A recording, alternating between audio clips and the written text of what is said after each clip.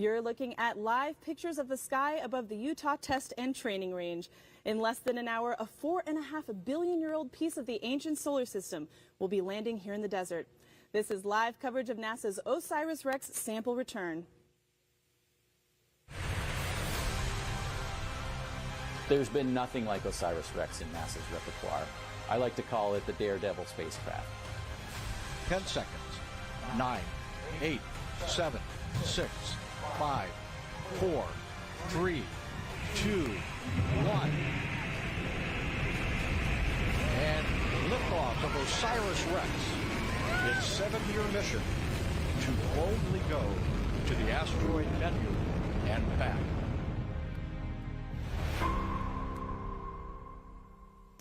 Welcome and thank you for joining us live from the Army's Dugway Proving Ground in Dugway, Utah.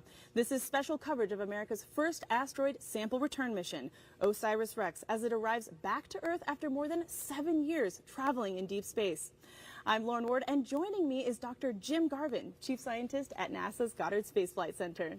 He's a planetary geologist by training and also probably one of the most excited people around here today. Lauren, literally, I'm over the asteroid. Better than over the moon, over the asteroid.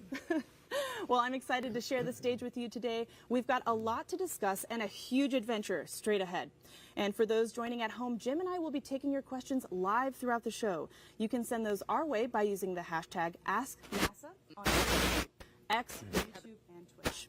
And if you want to follow along this final guide from the mission at home, scan the QR code on your screen and check out NASA's Eyes on the Solar System, where you can view a complete 3D simulation and follow the OSIRIS-REx sample return capsule to the ground. And during the broadcast, you'll hear directly from the mission team, so listen very closely for those operational callouts. Before we get into the action, though, tell me, Jim, what are you most excited about? Lauren, it's the masterpiece of engineering we have here. Just think about this. In 50 years, we've gone from bringing things on the moon back with crews to all robotic sample return for science that's literally beyond words. It's sublime. So we can't wait to see what we're going to learn. We cannot wait. So OSIRIS-REx is an acronym for Origins, Spectral Interpretation, Resource Identification, and Security Regolith Explorer. Yes, it's a mouthful, but the mission describes an audacious objective. Send a probe on a long journey to an asteroid, map it, grab a sample, then bring it back to Earth for analysis.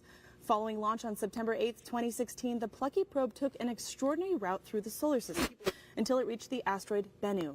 Then, after more than a year of mapping the surface in exquisite detail, OSIRIS-REx made a careful descent in October 2020 to collect a sample. 3 years later, we are here at Dugway Proving Ground in the deserts of northeast Utah, awaiting that capsule containing the sample, which experts tell us is essentially a time capsule of the ancient solar system. We've got a great team joining us this morning as we experience this thrilling conclusion of this grand adventure. Sophia Roberts is located near our landing zone, and she'll be speaking with some key players in the mission.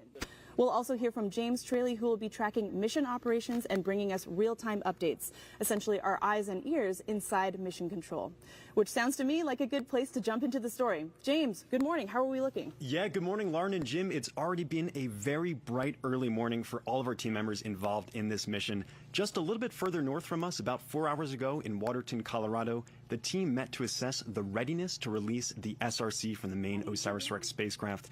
And I'm very happy to report that they gave the green light, they gave the go command officially to release the SRC from the OSIRIS-REx. Let's listen in on what that command sounded like.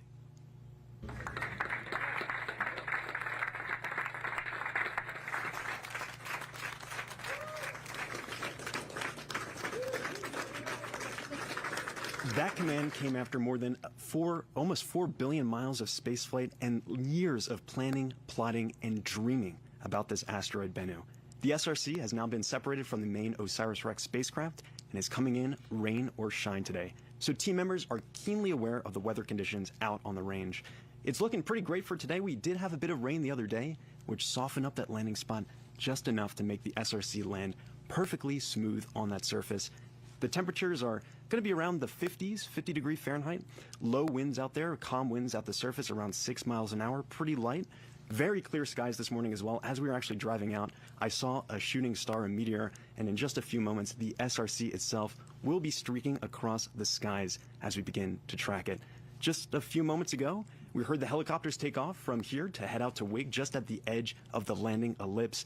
Our high-altitude plane is up in the sky, ready to take images in the infrared of our SRC, and we are here ready to go to cover all of today's mission events. I'm going to be right here with you all throughout the process as we get closer to that entry, descent, and landing. But for now, back to you, Lauren and Jim. All right, thanks, James. We'll be back to you for mission status updates throughout the morning. For now, let's give you a quick geography lesson on where we are today. We are sitting about 85 miles southwest of Salt Lake City in the heart of the Dugway Proving Ground, a historic Army facility. In less than an hour, the sample will touch down in our landing ellipse at the Utah Test and Training Range, managed by the Air Force, about 13 miles north of where we're speaking right now. Mission teams have set up a clean room just 1 mile away from us, where the sample will end its journey today. Tomorrow morning, a C-17 aircraft will take off from the runway behind us and deliver the sample to NASA's Johnson Space Center in Houston. Unbelievable. Unbelievable. Can't wait. Oh, gosh. I can't wait to see that C-17. Oh, that's going to be breathtaking. We have a lot of ground to cover, and we'll be bringing you into the heart of the action. For all of NASA's many missions over the years, OSIRIS-REx lives in an extremely rare category. It not only ventured out into space with cameras and sensors, but it's bringing a physical sample of the ancient solar system back to Earth for detailed analysis. Mission planners selected a small asteroid called Bennu as their destination. Following a successful touch-and-go procedure to grab a sample on October 20th, 2020, OSIRIS-REx has been making its way back to Earth. It's been a thrilling ride already packed with technical achievements and scientific discoveries. Today's historic landing continues that saga, promising exciting research ahead. Beside our main event this morning, we've got a ton of extremely cool stuff. We'll hear from a special guest astrophysicist whom you probably recognize more for his chart toppers. We'll speak with one of the helicopter pilots about his role in getting recovery teams out to the landing site and bringing the capsule back home. And we'll even hear from the cast of the film Asteroid City. And of course, we'll give you a front row seat to the mission itself, the science, the engineering, and why a mission to gather space rocks, well, rocks. Right? NASA's first asteroid sample return happens in less than 35 minutes. Let's now take you to Wig Mountain, where our field reporter, Sophia Roberts, is standing at the forward edge of the vast landing zone, where she joins us live now. Sophia, paint us a picture. Lauren and Jim. Now, it is a bright and chilly morning, but the excitement certainly is rising. Now, let me give you a lay of the land of what is going to happen today. The sample return capsule is going to hit the top of the atmosphere at approximately 8:40. It will descend through our atmosphere for 13 minutes before touchdown. Once it does touch down, our team with the recovery team will go to the sample or the capsule and start that carefully rehearsed recovery process. Now, I am on the edge of the landing zone that we call the ellipse. It is a huge landing zone that is larger than the size of Rhode Island. And behind me are the helicopters that will be taking those recovery teams to the capsule once it lands. Now, these teams are prepped and ready to go. We're just waiting for that capsule to arrive. Back to you, Lauren. Wow, Sophia, I think she has the best seat in the Oh my house. God, take me there. I want to go there. All right, let's get some quick facts about the OSIRIS-REx spacecraft. Filled with fuel, the vehicle weighs more than 4,600 pounds. That's about the same size as 3 large cows. Did you know that, Jim? I did not, and I'm afraid of those cows. Let's stay away from the cows. With its solar arrays extended, the spacecraft is about 40 feet long, or the size of a short school bus. The solar arrays can power up to 3,000 watts, which is the same as a portable generator. Once on Bennu, the 11-foot robotic arm collected dust and pebble samples, while the cameras got up-close images of the asteroid. How about that? And then, of course, there's the SRC, or the Sample Return Capsule, the capsule that separated from the main vehicle and is currently on its way to our landing zone in the Utah desert. So, Jim, I think importantly, the team can't just open up the capsule right on the desert floor, right? What happens next? So next, we have to safe it, we have to bag it, we have to contain it, and transport it to the clean room about a mile from here. And in that clean room, we will actually bring the sample return capsule in, take off the back shell and the heat shield, and carefully arrange to nitrogen purge that special sample container inside, so it does not introduce any contamination from Earth, because we want asteroid, not Earth. That's right. And I love missions like this because I find my own imagination just bursting with possibilities and questions. And so with about a little bit more than 30 minutes to go before the SRC hits the top of the atmosphere, we're going to take a few minutes to dive into the nuts and bolts of the mission itself. We've got a great mission overview to help explain. Take a look. OSIRIS-REx is NASA's first asteroid sample return mission. It launched in September 2016 on a journey to explore a near-Earth asteroid called Bennu. After arriving in 2018, OSIRIS-REx spent nearly 2 years orbiting Bennu, mapping and studying its rugged terrain before carrying out its primary science objective. On October 20th, 2020, the spacecraft ventured to a small crater in the asteroid's northern hemisphere. It dodged jagged rocks and towering boulders and plunged its arm into the loose surface, excavating 6 tons of debris while collecting about 250 grams of material. OSIRIS-REx stowed its bounty and closed its sample return capsule. It bid farewell to Bennu in May 2021, embarking on a 1.2 billion-mile cruise back to Earth. Now, 2 years and 4 months after leaving Bennu, OSIRIS-REx is closing in on the place where its journey began. On September 24th, the spacecraft will approach to nearly 63,000 miles from Earth. It will power up and release its sample return capsule at 4:42 a.m. Mountain Time. The capsule must be jettisoned within a narrow time frame and at just the right angle to hit its target, an area of roughly 250 square miles in Utah's West Desert. Once the capsule is away, OSIRIS-REx will fire its thrusters to avoid colliding with Earth. At 8:42 a.m., the capsule will streak into the atmosphere at a blistering 27,000 miles per hour. It will race across the western U.S. and begin to glow with heat, allowing infrared trackers on the ground to chart its progress. As it pushes deeper into the atmosphere, the capsule will rapidly decelerate, subjecting the Bennu samples to a punishing 32 Gs. About 2 minutes after entry, it will slow to Mach 1.4 and deploy its drogue parachute, stabilizing its descent. The capsule will enter special use airspace at 8:46 a.m., almost 10 miles above the Department of Defense Utah Test and Training Range. Radar stations will lock on and track it to within 30 feet of its landing site. At 8:50 a.m., the capsule will extract and deploy its main parachute 1 mile above the ground. It will make its final descent at a leisurely 11 miles per hour, like a marathon runner savoring a victory lap, before touching down in the desert soil at 8:55.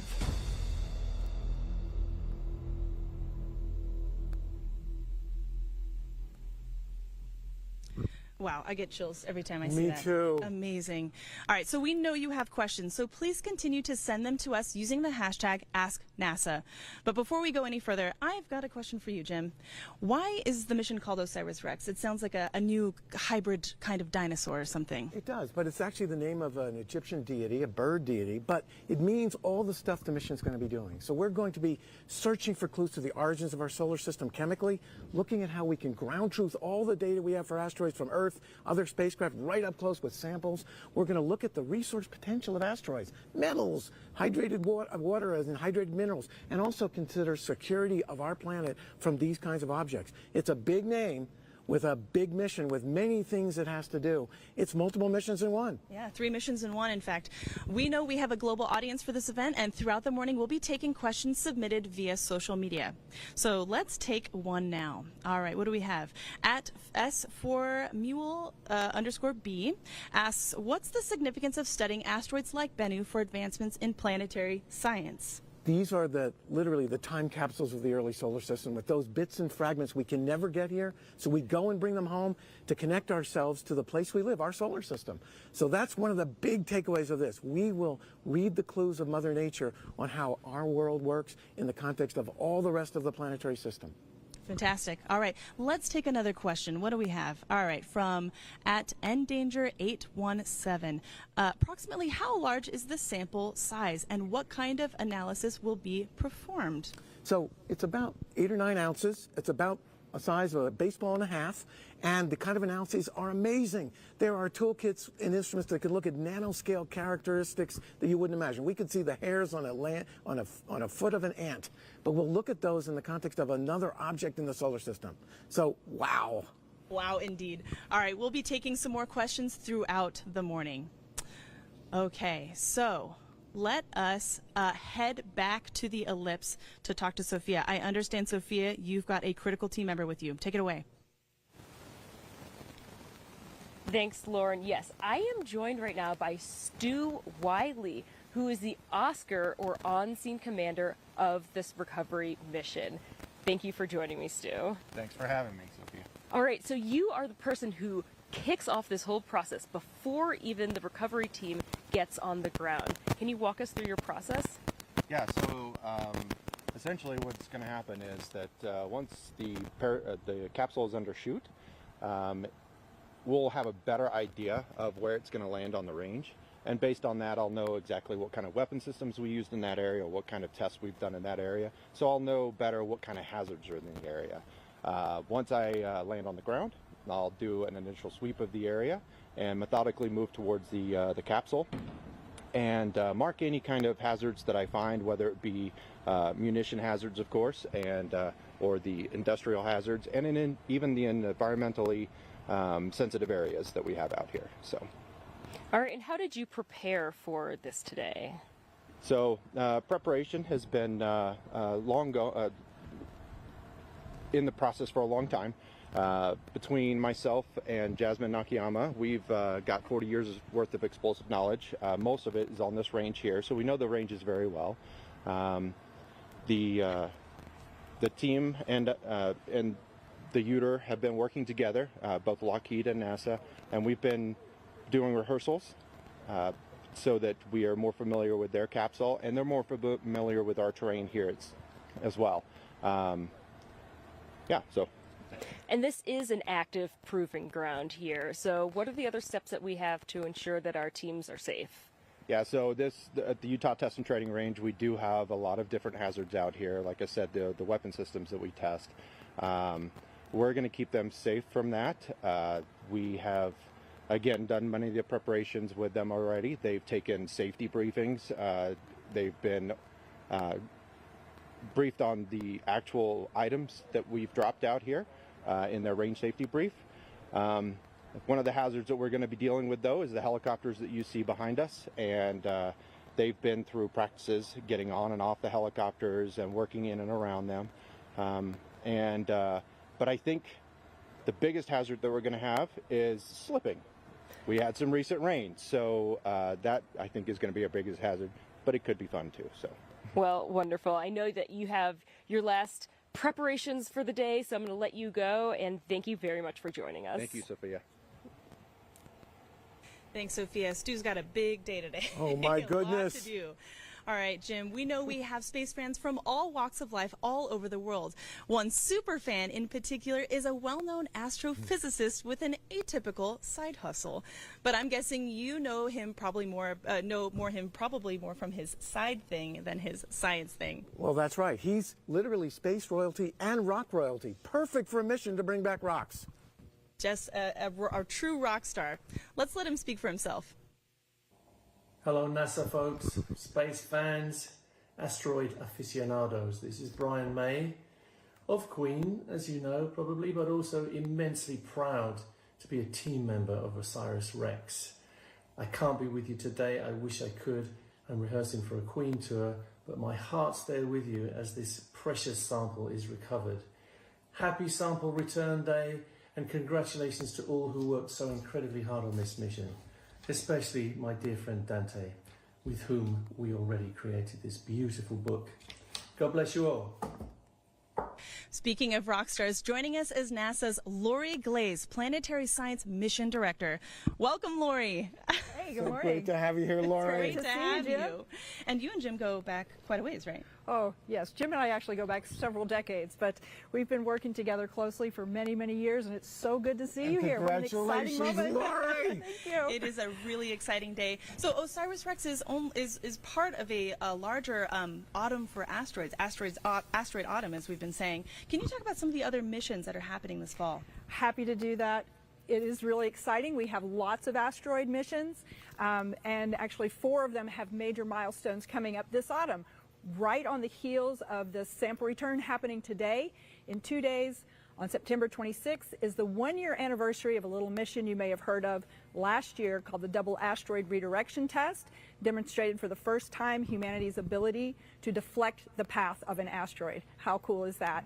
And then coming up on October 5th is the launch of a mission called Psyche, going to visit a special asteroid called Psyche also, which is one of only about 9 of asteroids that we think are made primarily of metal, have a very high metal content, iron and nickel.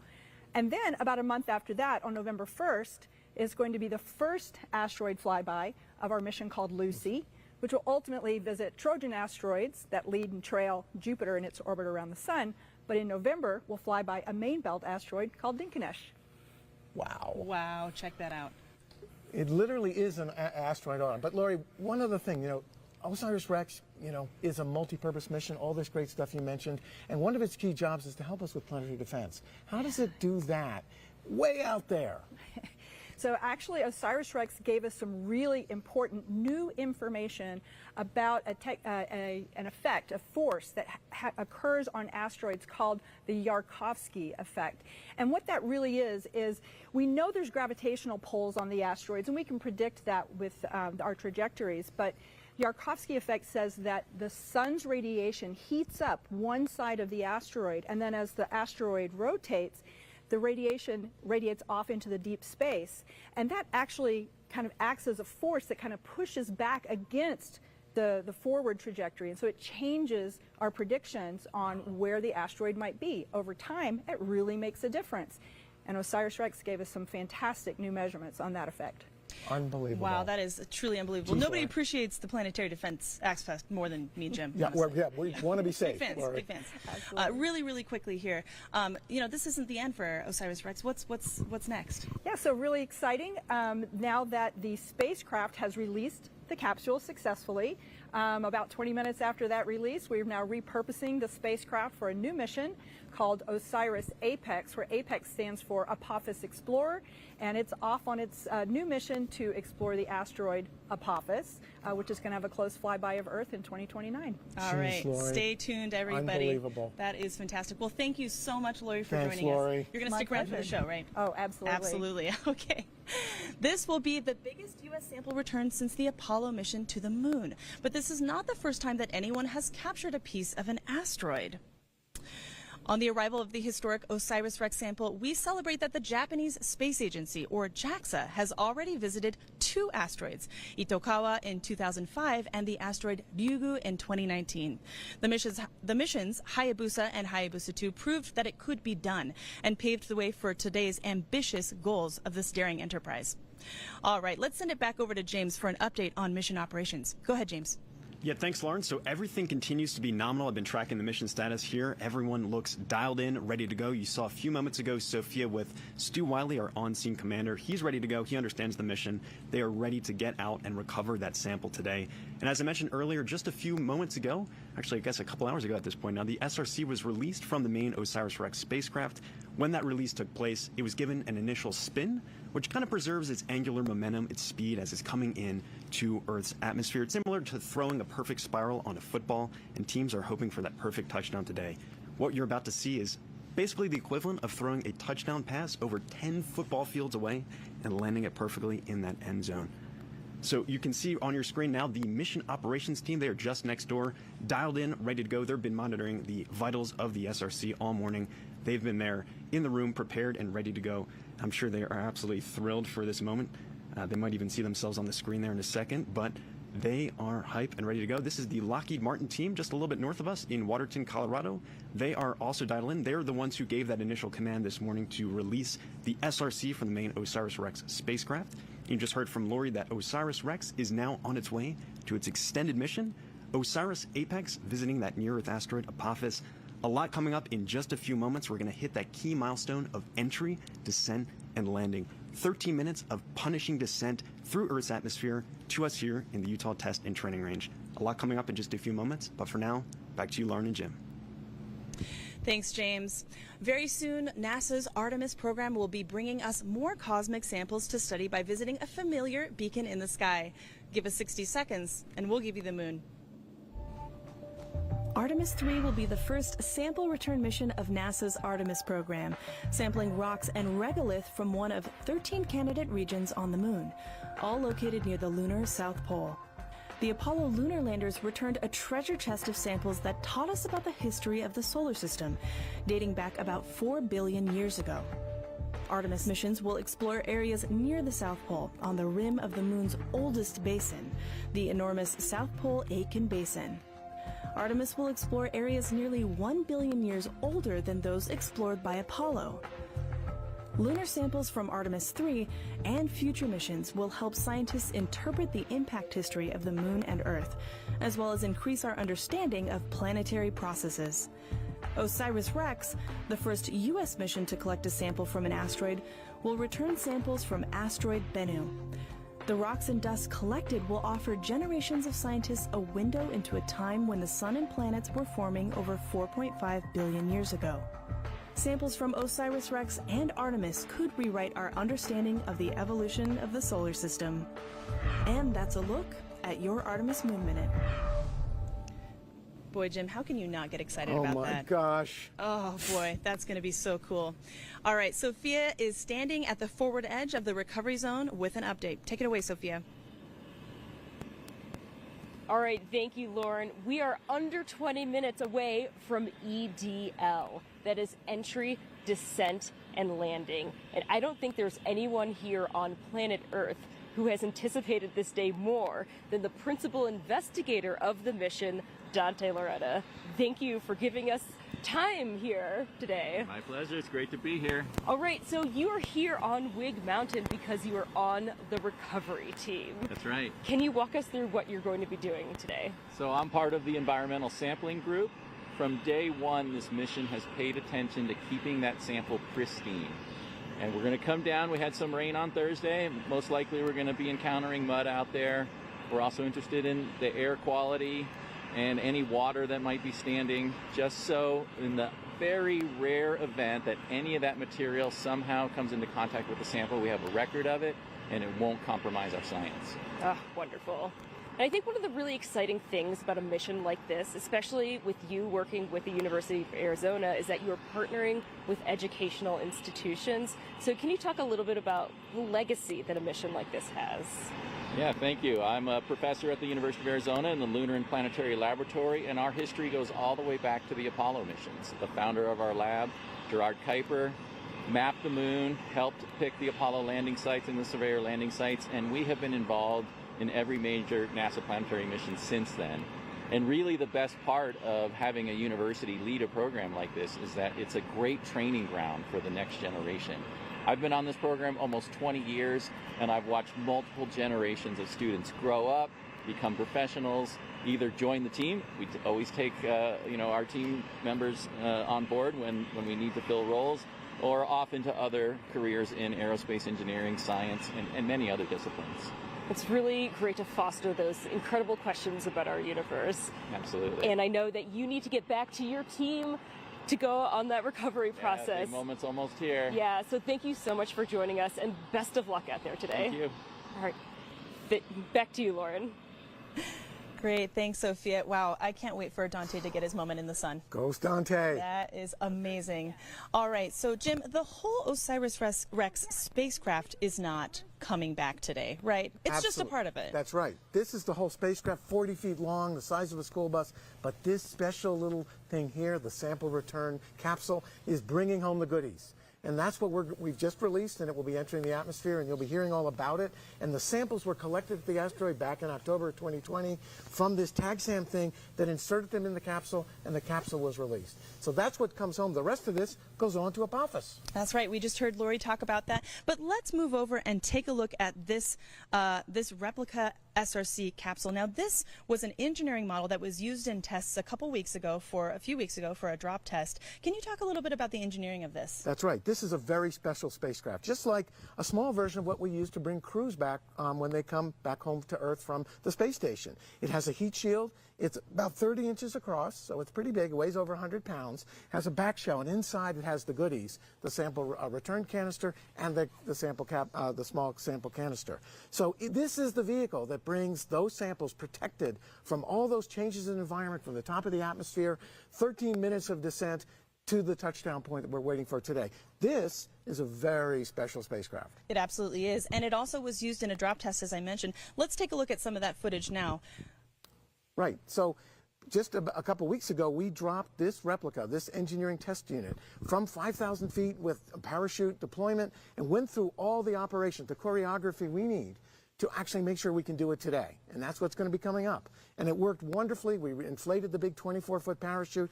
It floated down to the surface at 11 miles an hour. We went through all the recovery operations, the safing, the bagging, and the containment to come over to the clean room here, where we'll be doing that today to make sure those samples are from Bennu, so we can study them here on Earth and not contaminated by our wonderful Earth. That's right, and you know it's the actual SRC that they use because it is covered in dirt, as you can see on here. This is dirt, scratch marks. All the scratch marks, yeah. It's a rough ride, it's the real deal. but we need it to come home. This Absolutely. is a real sort of homecoming. Right. So there's a lot of science in missions like this.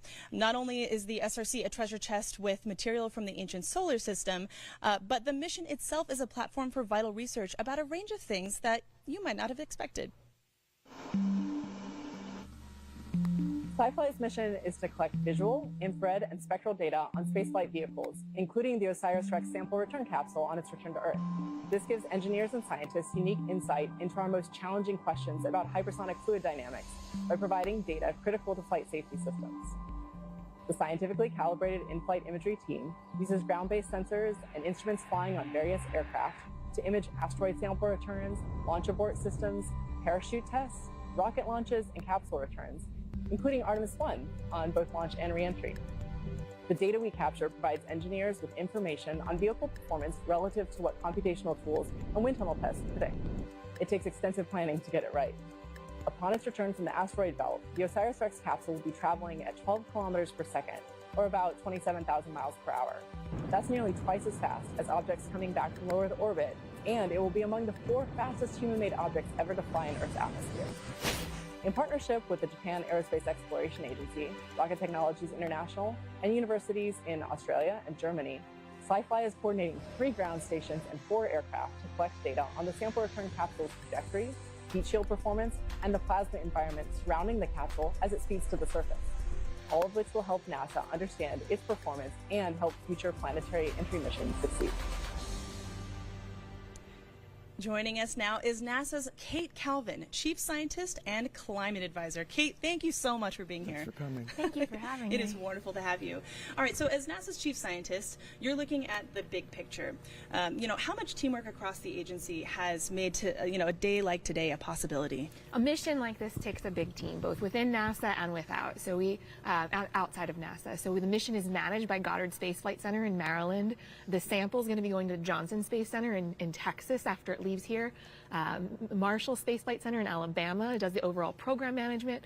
Outside of NASA, we have collaborations both in industry, academia, and international. So Lockheed Martin is doing built the spacecraft and doing flight ops. Kinetics is doing navigation. Wow. We have a science team led by the University of Arizona. And then we have recovery operations. Helicopter 1 has departed wing to station keep outside the landing ellipse. We got a confirmation that helicopters 1 and 2 have just taken off. Very exciting. All right. So, Kate, one other thing. As an earth science, an expert on how our planet works and climate, can you tell us how this asteroid mission, the samples we return, might impact how we understand life on Earth, how it evolved, and how climate issues now might be involved? Yeah, so this asteroid Bennu may record some of the earliest history of our solar system. So scientists are looking at it to help us understand planet formation and the origins of water and carbon, which led to life here on Earth. That's incredible. That is incredible. And, Kate, I know you've been to several launches. That's our typical bread and butter here at NASA. But this is more of a homecoming. How does that feel to you? It's great. The environment here is so nice. Being with the team and thinking about, this spacecraft launched 7 years ago. And now there's all this amazing science just around the corner. Can you believe it? The team has really been working hard. And are you going to stick around for the show? Awesome. Fantastic. All right. Well, Kate, thank you so much for joining us. Thank you. Thanks, Kate, for all you do. Thank you so much. This seems like a perfect time to dig into some more information about Bennu. Bennu isn't part of the main asteroid belt. It's a NEO, a near-Earth asteroid with an orbit that occasionally brings it in close proximity with us here on Earth. Bennu is about 500 meters in diameter, which is taller than the Empire State Building. It rotates upside down on its axis compared to Earth, with a tilt of over 177 degrees. Scientists chose to study Bennu because of its Recovery operations. Helicopter 2 has departed WIG. The station keep outside the landing ellipse. All right, so you just heard that they have departed WIG. Excellent Whoa. progress. Fantastic. Woo. All right. Moving on, it isn't as smooth a surface as we initially thought. It's actually covered in pebbles and marked by these large rocks and boulders nearly everywhere. One boulder in particular that OSIRIS-REx had to navigate around was nicknamed Mount Doom and was the size of a 2-story building. Bennu holds the Guinness World Record of the smallest object to be orbited by a spacecraft. How fun. Now let's get an update from Sophia, who is standing on the edge of the ellipse. Take it away, Sophia. Okay, 2 of the helicopters have already just departed, so the team is already in the recovery process, or at least the beginning phases of it. But right now, we are waiting to hear precisely where the capsule is going to land before the rest of the teams head on over to that location. Now we are about under 10 minutes away from the capsule hitting the top of our atmosphere, and we are eagerly anticipating this largest sample of ancient solar system material that we have received since the last Apollo mission in 1972. So that is 51 years since we've had such a pristine and large sample of ancient solar system material. It's a really big day for science, and we're just in the beginning phases of today, but we are certainly excited to hear about what will happen and see those parachutes finally descend through our atmosphere. So yes, we're certainly excited, but this is just one phase of this amazing mission. I'm going to send it back to you, Lauren. See the operational milestones we're expecting throughout the morning. SRC separation already happened, and the capsule is now heading for its rendezvous with Earth's atmosphere. Jim, it always appears like these operations are simply inevitable. You know, we grabbed the sample, we flew it back to Earth, we're headed in for landing, but it's never that simple, is it? No, not at all. And so we have a lot of critical events that take masterful engineering. We have to hit the top of the atmosphere, transition through a high G, high heat environment, go from 27,000 miles an hour down to eventually 11 for that safe landing. All these things involve changes in environments, forces, things that could disrupt our sample and change them, which we want to document. And so we really want to understand this and finally bring it to rest so we can then bag it and encapsulate it so we can eventually get the sample into our clean room here so we're ready to transfer it tomorrow to Houston to the Johnson Space Center. So this is a big process, well rehearsed by a masterful team. Absolutely, and contains, you know, work from thousands of individuals who are making this happen. All right, so we know that you're submitting questions from all over. Let's take a few more social questions. All right, what do we have? At Dev Saran at 5342461.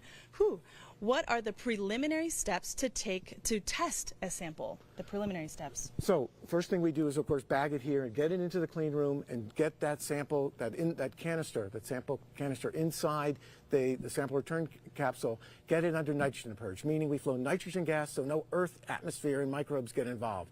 That'll happen today. Period of a few hours, and then tomorrow we transfer to the Johnson Space Center in Houston, Texas, where all the fun happens at the Astromaterials Curational Facility, where we've done moon rocks and samples of interplanetary dust and lots of things.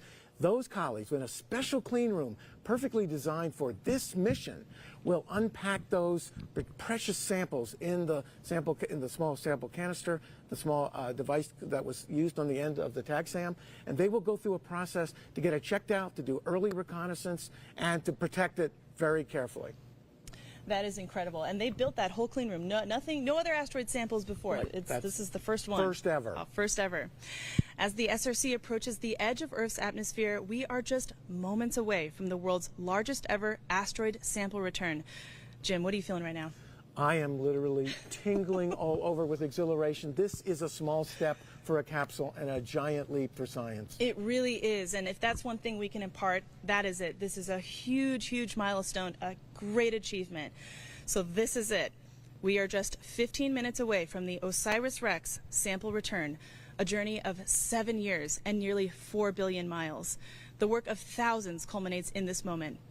Let's turn it over to our mission commentator, James Traley, to take us through the final moments.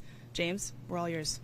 Yeah, Lauren, buckle up and get ready for the ride of entry, descent, and landing. This is 13 minutes of crazy descent, punishing crazy deceleration of our spacecraft, starting at 27,000 miles per hour when it enters into Earth's atmosphere, and eventually slowing to a leisurely 11 miles per hour as it descends and lands on the Utah Test and Training Range. Recovery operations, helicopters 1 and 2 have arrived at the holding location.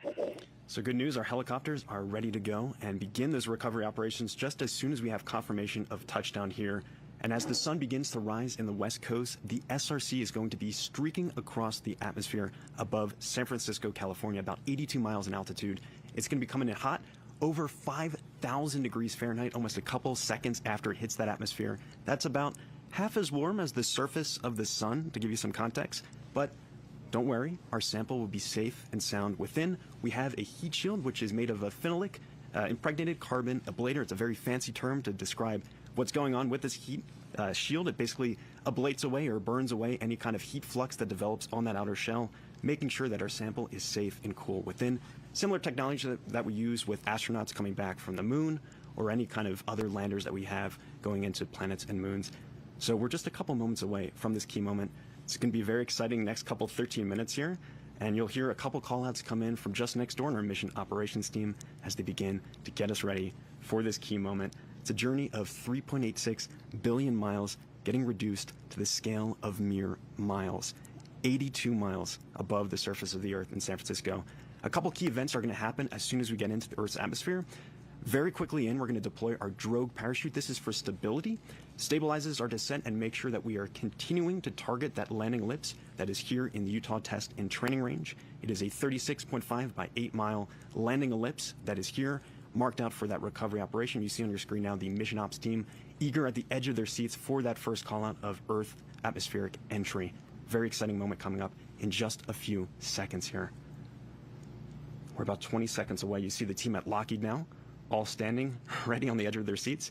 This team, I'll remind you, just a few hours ago gave that command to release the SRC on this long journey. It's been on its own for 4 hours. There's nothing we can do at this point. It's coming in, rain or shine. EO milestone. The SRC has entered the Earth's atmosphere. UTTR tracking assets have acquired. And here we go. Start your stopwatch right now. We are 13 minutes of entry, descent, and landing. We have that expected milestone of entering into the Earth's atmosphere. We can see the team at Lockheed, and we actually have a visual now. This is from our infrared tracking camera on the WB-57, our high-altitude plane, at about 47,000 feet MSL, mean sea level, getting a great view of that SRC heating up as it enters into Earth's atmosphere. The punishing deceleration that spacecraft, that SRC, is experiencing right now, as it comes in at about 27,650 miles an hour. You can see it glowing brightly in the sky. And in just a few moments, we're going to reach peak heating and peak deceleration. That's at 32 G-forces, punishing G-force on our SRC. A phenomenal view of that streaking SRC coming in across the sky.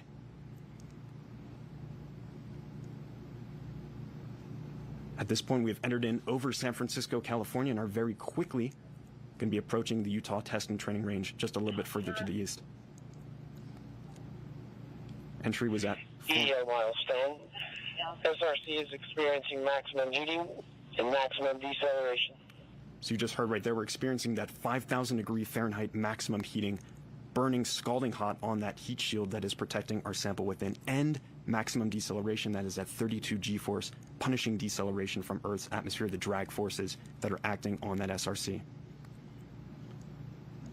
Once again, as I mentioned, that sample is safe and sound within that SRC, that sample return capsule, as it comes in, burning through Earth's atmosphere. You can see our high-altitude plane searching for that SRC. You can see it faintly on your screen there. Our next milestone, will be expecting that drogue parachute deployment. That'll be at about 102,300 feet altitude. And as I mentioned before, that will stabilize our descent and slow us from hypersonic to subsonic speeds as we continue to target the Utah Test and Training Range. Expected EDO milestone. SRC commands drogue parachute deploy. So we heard that command to deploy the drogue parachute. Waiting to see that visual confirmation, but that is at 102,300 feet. And a side note, at this time, 8:44 a.m. Mountain Time, the OSIRIS Apex spacecraft is at its closest approach to Earth. That will be on to its extended mission visiting the asteroid Apophis in the year 2029, continuing this incredible mission at another world. And in just a few moments, we should enter into special use airspace at approximately 8:46 a.m. That's going to be at 10 miles off the deck here at Utah Test and Training Range.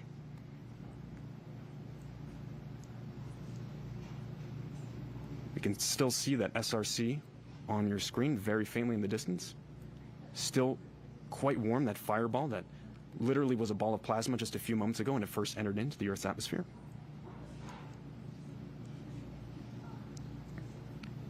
That SRC is nearly 3 feet wide, 1.6 feet tall. It's a small object, so quite a challenge to track this as it comes searing into Earth's atmosphere.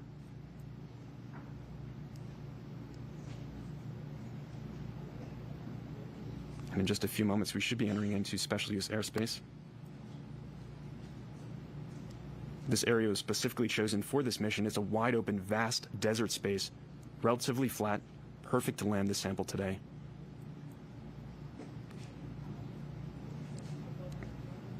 We did, as I mentioned, have a couple days of rain here leading up to this event, so the ground is a little bit soft.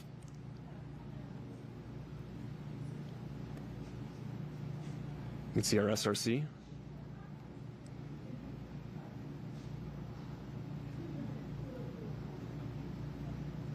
Streaking in. This is from our high altitude cam.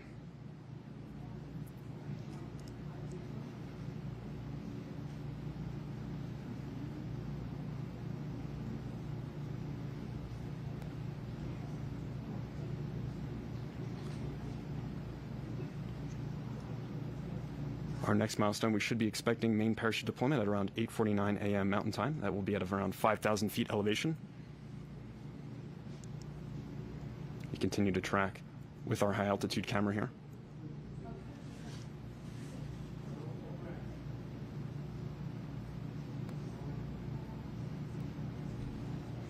As I mentioned, that sample is thermally isolated within that SRC, a very complex labyrinth network of piping and tubing leading into that sample canister within, that just a few years ago was on the other side of the solar system from us sampling at asteroid Bennu. The team has incredible precision on this mission as well. Just a few days ago, on the 17th of September, they did their final trajectory correction maneuver, TCM-12. This corrected our velocity by 3 millimeters per second.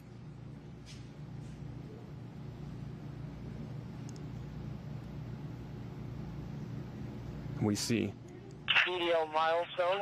We have confirmed parachute deployment. Wow, and after an exhilarating streak across Earth's atmosphere, we have parachute deployment. You can see just a sigh of relief from the team. I can hear some applause here. There is that orange creamsicle colored parachute, just a delight, a sweet delight to see in our sky here over the Utah Test and Training Range. A phenomenal view, just wonderful to see that deployment. That is at around 5,000 feet elevation above the Utah Test and Training Range. And now this is like a marathon runner savoring that last lap here as we approach the finish, that landing in the Utah Test and Training Range. Wonderful to see that. We continue to track. This is with our high altitude camera still, that WB-57. And we should have a great view from here on the ground. We've got a variety of different tracking assets. And you saw Sophia out at the edge of that ellipse watching from Wig Mountain. The team there could potentially have a wonderful view momentarily as well. We'll continue to descend. Our next altitude descent will be at about 4,000 feet. Just a few minutes away from getting that sample from the other side of the solar system, from the surface of asteroid Bennu at sample site Nightingale, to the rugged terrain of the Utah Test and Training Range. Looks like winds are relatively low. Not a lot of rocking back and forth. Those parachutes seem to be perfectly smooth coming down, that parachute there. Continuing to descend, the slight little bit of tilt back and forth of our SRC as it comes to its resting velocity of 11 miles per hour as it makes that final descent.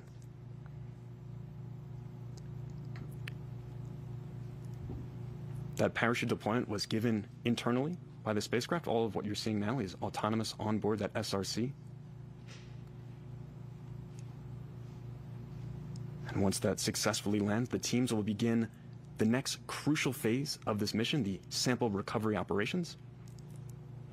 They've been rehearsing for this moment for months, literally years really, leading up to this key moment, and are ready to begin those operations to get that SRC into our portable clean room here and extract that sample canister within. According to my watch, we're about 5 minutes away from landing with our SRC. And as we heard a few moments ago, helicopters 1 and 2 are already staged and ready to begin those recovery operations just as soon as we have confirmation of touchdown. This is a variable clock, so this could be a little bit faster, a little bit slower as we get closer in. This wind speed here is a variable that is quite hard to predict, especially once you're high up in the atmosphere.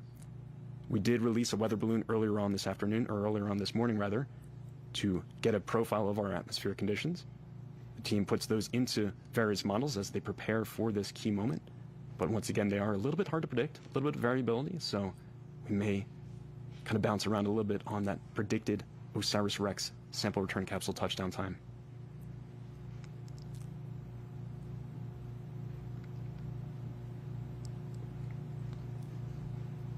The ground really closing in now on that SRC. EDL milestone. Helo 1 has visual on the SRC below the chute. That is phenomenal. Let's see that view here from that first helicopter. They've got visual on the sample return capsule under parachute, that orange creamsicle colored parachute, really bright in the morning light over the Utah Test and Training Range. A great view of the SRC we can have now from our helicopter as it continues to make its final descent to the terrain below. And once again, just setting the context for this, when we first hit the top of the atmosphere, we were at 27,650 miles per hour. We are now leisurely decelerating under our orange parachute to 11 miles per hour.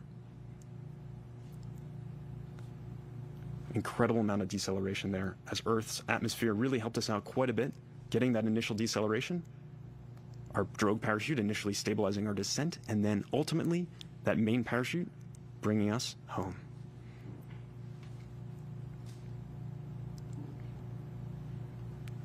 You can see right in the center of that crosshair, that is the parachute with the SRC dangling beneath.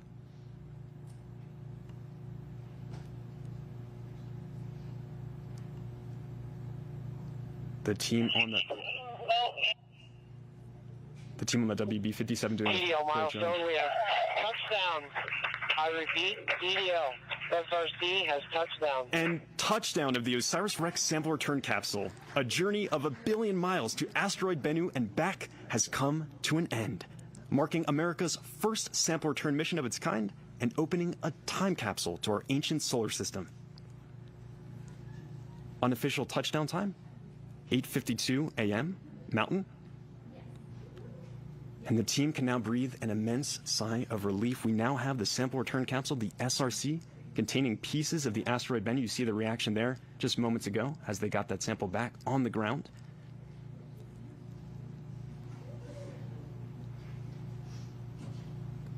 This is the team at Lockheed celebrating that momentous achievement of getting that sample from the other side of the solar system at asteroid Bennu. When we took that sample, we were over 200 million miles away from us here on Earth. The long journey back, 1.2 billion miles from asteroid Bennu, back to here with that sample, has just come to a dramatic close. And a little bit ahead of schedule, too. The SRC landing about 3 minutes ahead of when we had originally predicted. It was in a rush to get back here, carrying amazing amount of scientific information within. The team is eager to crack that SRC open, get the sample canister within, and begin the process of understanding the origins of our solar system and potentially the origins of life.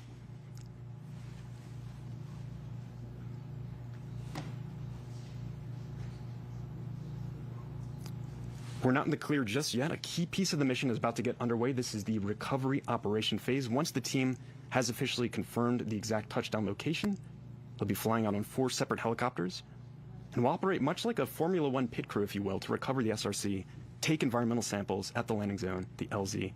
Everyone has a role to play It's going to be simultaneous action as they get that SRC recovered and begin to do an environmental safety sweep, collecting samples along the way.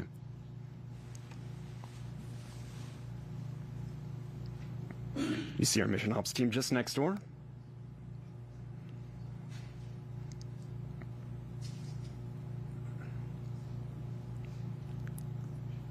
I once again remind you that the sample canister itself is not actually going to be opened here at Dugway. The next phase of the operation is simply to get that SRC into the portable clean room that has been specifically set up for this recovery operation. The team will then remove the heat shield protecting the SRC and its precious cargo within the entire descent through the entry, descent, and landing, remove the back shell, and then extract the sample canister within the tag sim that just a few years ago collected pieces from the asteroid Bennu. Today, the goal is to get the sample canister. Recovery operations. Helicopters 3 and 4 are leaving rig for the landing ellipse. You see some big smiles from the team there. They are getting those helicopters out to the landing ellipse now to begin those recovery operations. The first person to approach the SRC is Stu Wiley, our on-scene commander. You see the helicopter, the last of them, taking off from the Wig Mountain just at the edge of that landing ellipse. These helicopters will have a trip out to find that exact touchdown location of the SRC and begin those recovery operations. Stu Wiley, our on-scene commander, will be the first person to approach that SRC. He'll do an environmental safety sweep, checking for unexploded ordnances. As he mentioned in his interview earlier with Sophia, he understands this range. He's worked here for a number of years. He will brief the team on any possible dangers that would be presented to them as they begin those recovery operations. And then a team member from Lockheed Martin will begin to take gas and thermal readings once the area is safe of that SRC to determine whether or not it is at safe operational levels for the rest of the team to begin the recovery operations.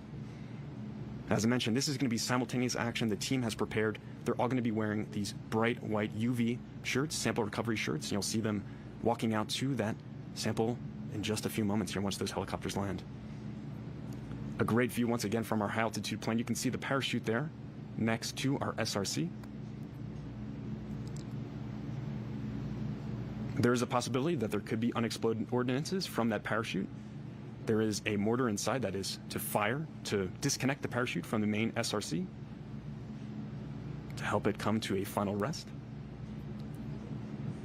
It's a bit challenging to see from this perspective, but there could be some potential roll marks or skid marks as that SRC came to a rest on the rugged desert surface below. As I mentioned, we did have a bit of precipitation here the other day, so that should make for a nice soft surface for that SRC, so it probably had a nice clean landing there. The team will assess as they get out there and check exactly how our conditions are for the SRC and the surrounding area. You heard Stu mentioning the team might need to wear some boots. The operations could get a little bit slippery as they begin to recover that sample. And this is a pristine sample from the ancient solar system and could hold the clues to how everything around us came to be, from the formation of the planets to the origins of life here on Earth. Needless to say, this is precious cargo, and the recovery team is fully aware of the gravity of the situation and the importance of what they're about to do today with these recovery operations. You can see it looks like our parachute has come to a stable rest. The winds were pretty low today, so it looks like it is not billowing at all. It is almost perfectly flat, at least from this perspective, on that desert terrain.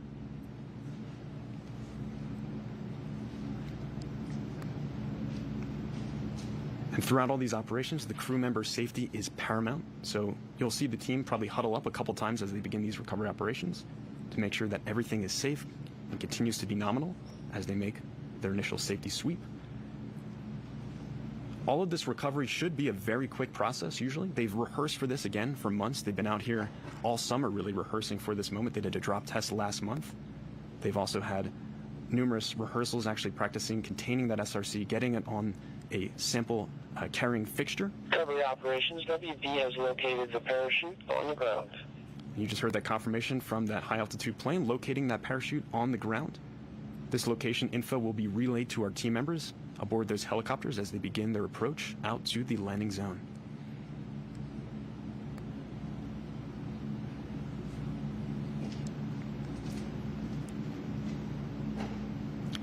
We do have that confirmation from the high altitude plane, as you just heard. We're still working to get confirmation from our NASA helicopter. It is on its way out to that landing zone as we speak. So we should hopefully have that view up in just a few moments. You continue to see our team just next door, the mission operations team, all looking at that high altitude view. Right in the middle there, just pointing around with the UV white shirt, is Rich Witherspoon from Lockheed Martin. He has been leading a lot of these operations for the past couple months. He's been preparing the team for this exact moment and really has been a great leader, helping us get ready for these recovery operations.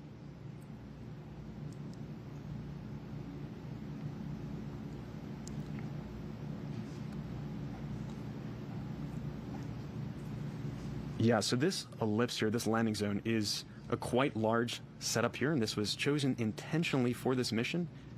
It's about 37 miles by 9 miles total, this landing ellipse, out in the Utah Test and Training Range here in Dugway, Utah. This is an enormous facility. As you heard earlier, it's about the size of Rhode Island, all in all, this whole facility. It's relatively flat, very smooth terrain, this desert surface. So it's perfect for bringing something back and having that nice, safe landing on the desert surface. Just a few years ago, the OSIRIS-REx spacecraft back in 2020 made its tag attempt, the touch and go attempt to actually collect the sample that has now landed in this desert. When it did that, it was only at the surface for just a couple seconds, descending at a speed about 11 centimeters per second, just a little bit faster than a baby that is crawling. It's a very slow pace, but they were able to successfully get that sample and bring it from the edge of our solar system back to us here at that Utah Test and Training Range. You can see our full screen view here of that high altitude view, looking at the parachute at rest on the surface of the desert. This is at the Utah Test and Training Range. It's a wide open expanse here, and the team has this positional info, and they'll be relaying that to our helicopter teams to begin those recovery operations.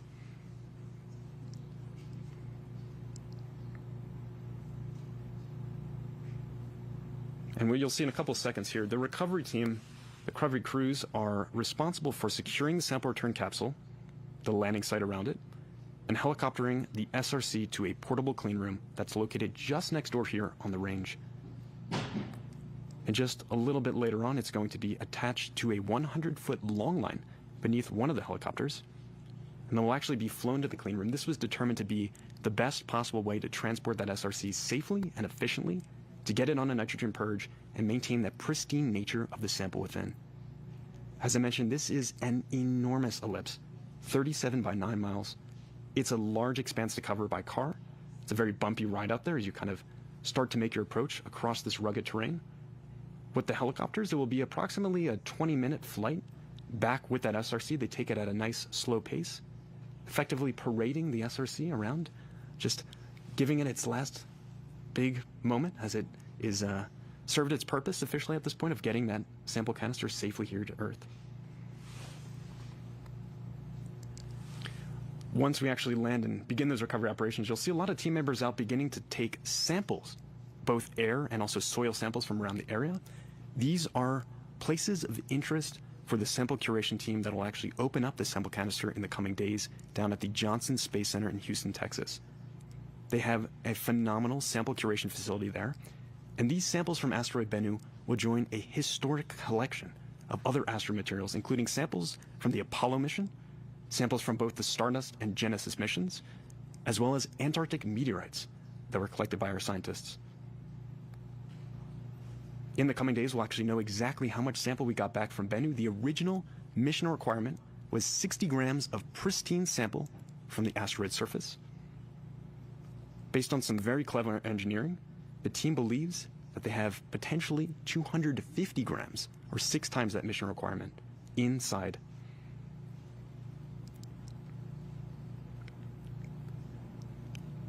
And so we just heard that unofficial touchdown time was at 8:52 a.m. Mountain Time here at the Utah Test and Training Range in Dugway, Utah.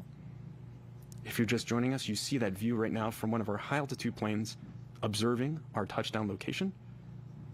On your screen just above that crosshair is the orange creamsicle-colored parachute that brought us the last part of our journey down to the surface of the Earth.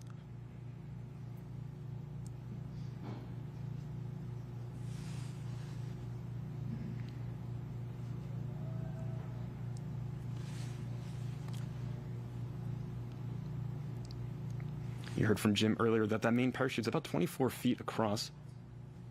Fairly large parachute that helped us decelerate on our last leg of the journey.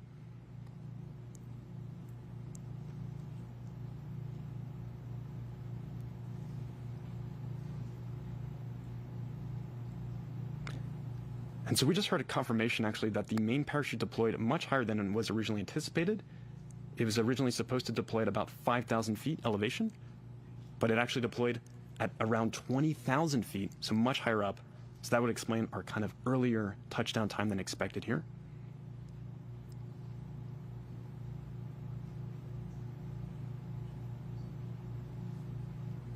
It still has touchdown on the Utah Test and Training Range.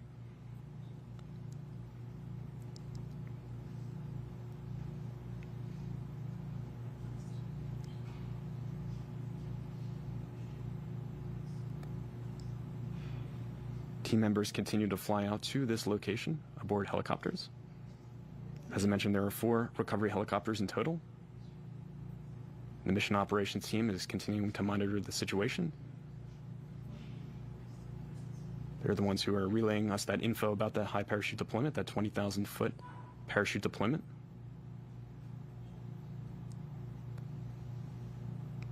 They're going to be assessing the situation from their end here, relaying any possible info over to our recovery teams as they begin to make their trip out to our SRC.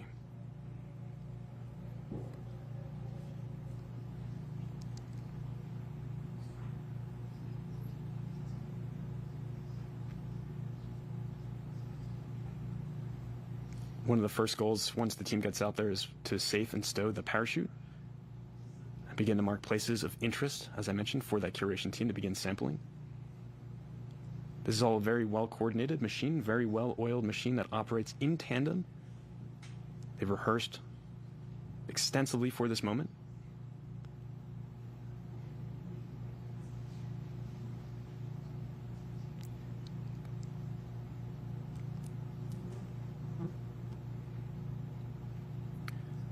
So we just heard from the team in that mission operations room that they have visual of the parachute, that orange parachute that you saw on your screen moments ago. But we do not yet have visual confirmation of the SRC itself.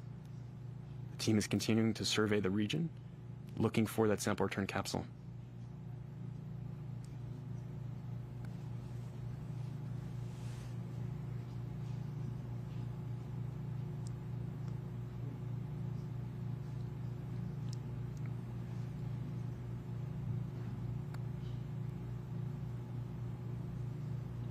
Recovery operations. Kilos 1 and 2 are in the area of the landing site and are in the search operation. So you just heard that call out from Tim Prizer, who you see on your screen there from the mission operations room. He just announced that Helos 1 and 2 are now at that landing site. They're pointing out something on the screen. I see some smiles. It seems like we might have potentially some more information on that SRC in the coming moments.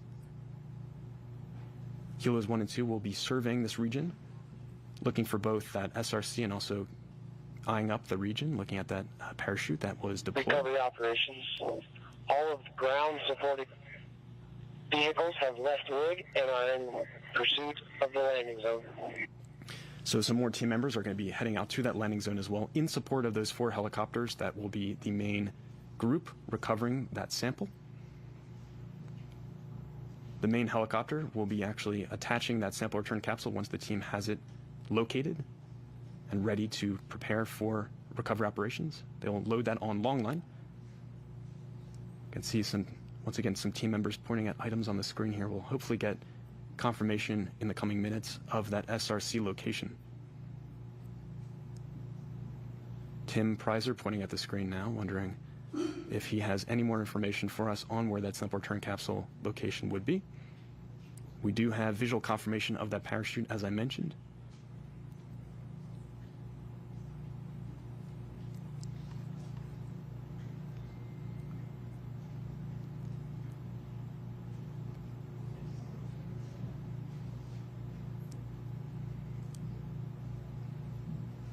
Rich Witherspoon radioing out to the team. And now we have a view from our helicopter of the landing location. You can see the sample return capsule dead center on your screen, that kind of dark gray black object right there.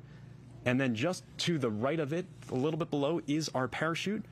It appears to be resting on the surface. We're getting a zoom in now from our NASA helicopter, and you can see now the SRC. At last, we have a visual of it on the surface of the Utah Test and Training Range. I'm sure that is a pleasant sight for the team to see. Recovery operations.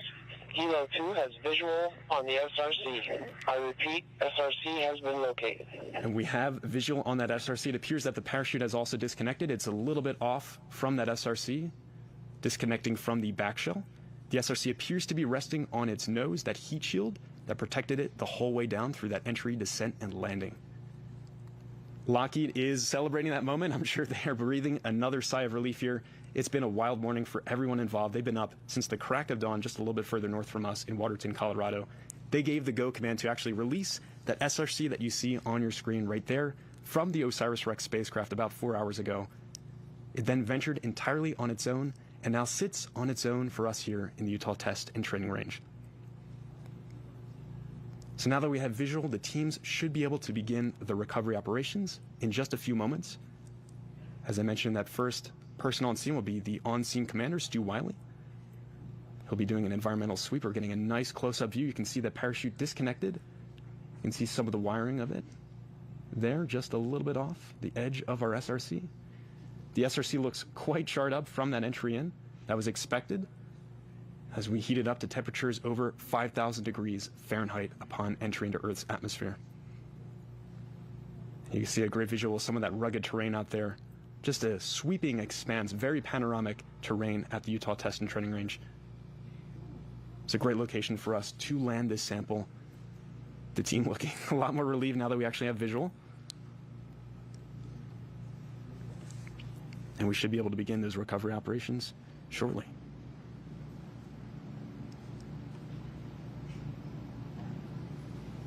Inside that sample return capsule are pieces of the asteroid Bennu. We'll be getting access to those samples in just a few days and actually seeing exactly what we got from the asteroid regolith.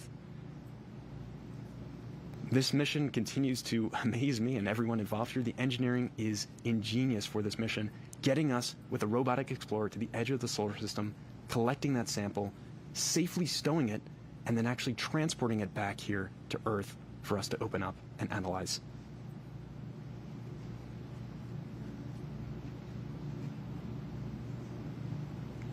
The surface today was probably a little bit soft, so it looks like it's resting a little bit far off the actual desert. It doesn't appear to have dug in too much with that nose cone from the heat shield.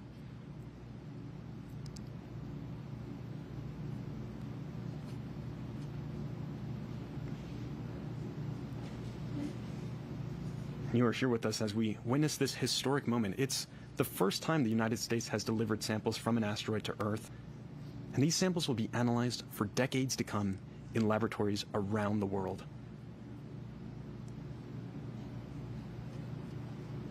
And there is landing of our first helicopter at the site. Appears to have a nice soft landing. We're just probably a couple hundred feet. Recovery operations. Helo 1 has landed at the recovery site.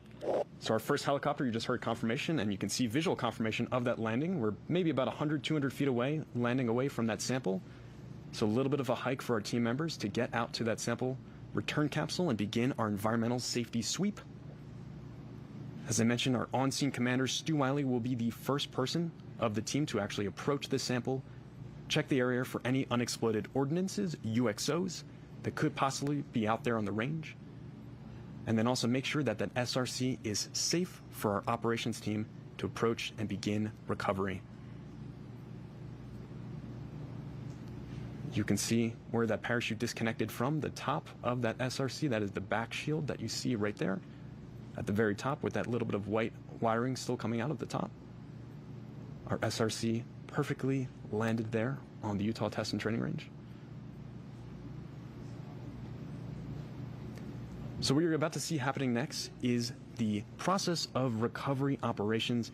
This is a key moment of today's events to actually get that SRC from out in the desert into our portable clean room here at Dugway. It is crucial that we maintain the pristine nature of this sample that we got back from asteroid Bennu. It could hold the clues to how everything around us came to be, from the formation of the planets to origins of life here, so the team understands just how crucial the contents of that SRC is, and they're going to work as efficiently and as safely as possible to get that SRC contained, wrapped up in thermal blanketing, placed in a sample carrying fixture, and then attached with long line to our first helicopter there. It'll then be transported the long journey back here, a much more relaxing flight, I'm sure, for our SRC, to our portable clean room at Dugway, at which point the team members will extract the back shell and remove the heat shield from the SRC. It's served its purpose. We're mainly now concerned with getting the contents within that sample canister containing pieces of the asteroid regolith out of that SRC. We won't actually, as I mentioned, be opening that sample canister just yet here at Dugway. The team is simply focused on getting that SRC, or the sample canister rather, on a nitrogen purge, and this is to maintain that pristine nature and prevent any kind of contaminants from the atmosphere from getting into our sample within. Recovery operations. Kilos 3 and 4 have been cleared to land at the recovery site. And the rest of the team is closely behind, ready to land at the recovery site to begin operations. This will be simultaneous action that you'll see here once we have the clearance from Stu Wiley to begin our recovery operations.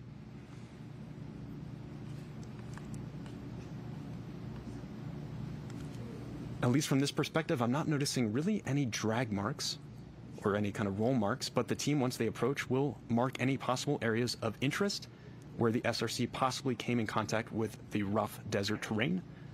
All of these regions will be sampled by our recovery team and will be passed off to the sample curation team at the Johnson Space Center. As they begin to unload and actually open up the sample canister there, exploring the contents within and making sure that no possible contaminants from the surrounding landing location got into our sample.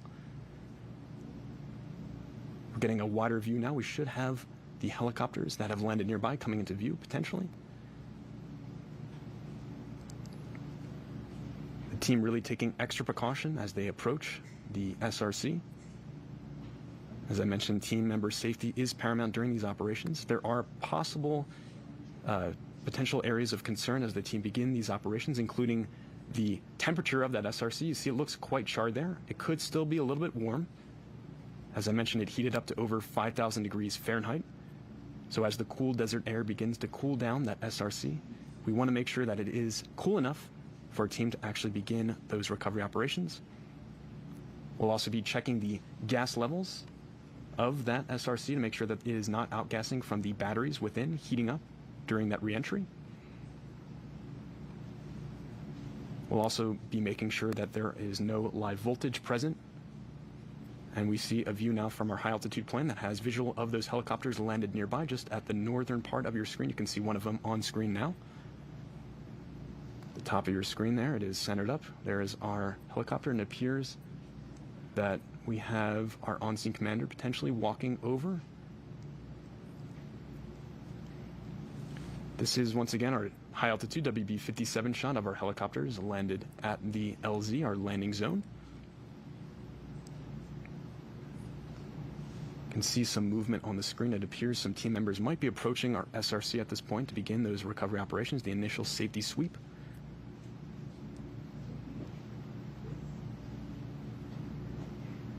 We'll just be observing from this high altitude for the next coming minutes as the team actually will be setting up a camera on the ground for us to observe the recovery operations close up. And a note from one of the team members about the SRC itself. So they have approximately 40 hours. That is the amount of time it would take for any air to get into the sample. As I mentioned before, that sample return capsule is a complex network of piping and tubing inside of it, sort of like a labyrinth-like design, and that is intentional to make it incredibly difficult for any possible contaminants from the atmosphere to get into our sample canister. It's also sort of like a nesting doll, if you will, where it has multiple layers of protection that keep that sample safe within. All of that protective layering, once we get that sample into the clean room, will be shed, and we'll be able to actually access that sample canister within.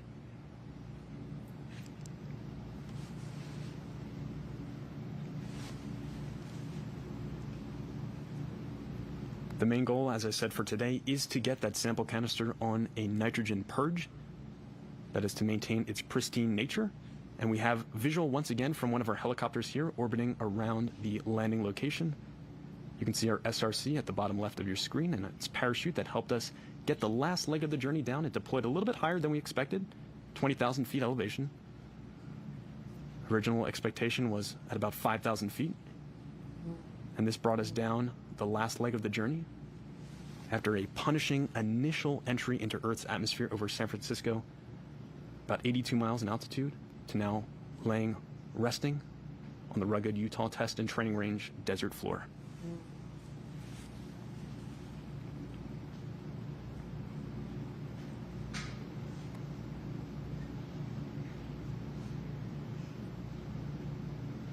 Recovery operations. Recovery team is in the vicinity, beginning their initial assessments. So you just heard confirmation from Tim Preiser that the team is beginning to actually approach the SRC for that initial environmental and safety sweep. You'll soon see our on-scene commander, Oscar Stu Wiley, approaching that sample return capsule. As I mentioned before, he'll be checking for any possible unexploded ordnances. You can see our mission operations team. They have been overseeing all of this morning's events, and they're going to continue. There we go on screen. You can see front and center there, Stu Wiley, our on-scene commander, and right behind him is Victoria team. They are both wearing personal protective equipment, gas masks. That's for their own safety as they approach, as there could be potential outgassing from that sample return capsule's batteries heating up during re-entry. You can see him scanning the region. He is checking for any possible unexploded ordnances, UXOs. Recovery operations. Oscar is performing the unexploded ordnance survey. And you just heard that he is in fact doing that survey right now. You can see him walking around the SRC. This is the first person to come in contact with this SRC since it was on the other side of the solar system. We had sent this on a long journey, the OSIRIS-REx spacecraft. Finally delivering the sample, he is motioning over to Victoria team, who is shortly going to approach and begin taking some gas and thermal readings. You can see her walking over and must have given the clear for her to proceed. A little bit closer, Stu continues to pace around the surrounding area. All over here, the team will collect samples. He'll begin to place flags. You can see in his backpack, he's got a couple flags waving in the breeze. Those will be placed at areas of interest for our team members to sample once they arrive and begin those recovery operations. Victoria is now appearing to take out her thermal and gas reading devices. She's taking an initial thermal reading of that SRC as we speak, looking for it to be at an operational temperature of around 100 Recovery degrees Fahrenheit. operations. Lockheed Martin Safety is performing hazardous environment assessments. And you just heard that confirmation. So she is performing that hazardous environment assessment, checking the thermal temperature of that SRC, as well as taking any kind of gas readings to make sure that we are at safe operational levels. She is also leading over. This is Victoria team from Lockheed Martin. Stu continues to sweep the area around her for the safe operation of our recovery crew members.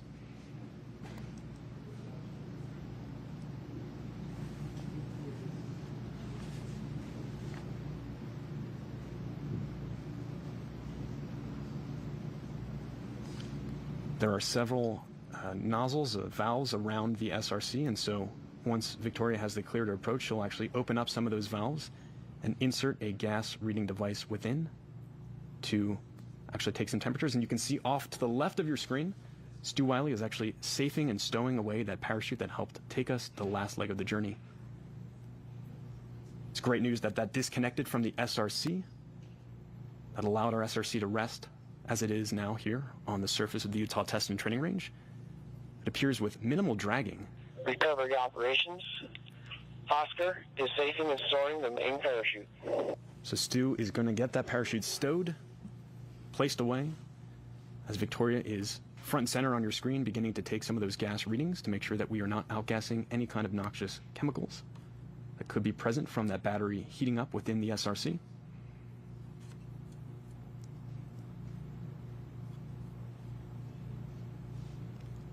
And Stu is walking back to the team with that parachute. So the SRC battery is comprised of lithium disulfide, and as such, the possibility of toxic vapors exists if the battery packaging has been damaged during entry or landing.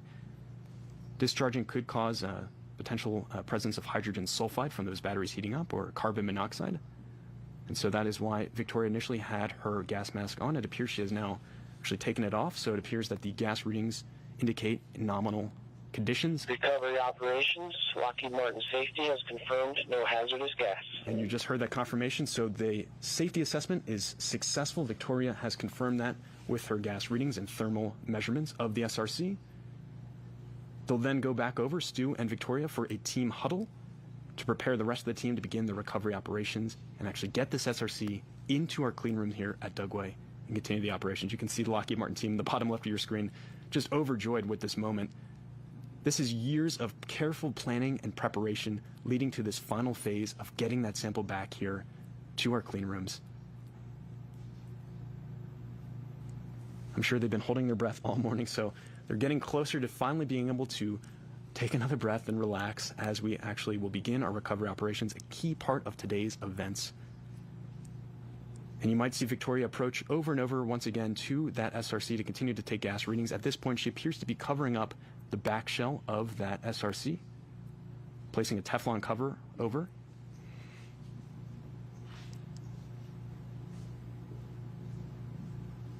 This is where the parachute actually deployed at the top of the SRC capsule, the sample return capsule rather. She'll also be checking for any possible live voltage. And we'll wrap Kapton tape around the two cut cable ends protruding from the back of the SRC where that parachute deployed. You can see her with that covering as we speak, placing it on the back shell.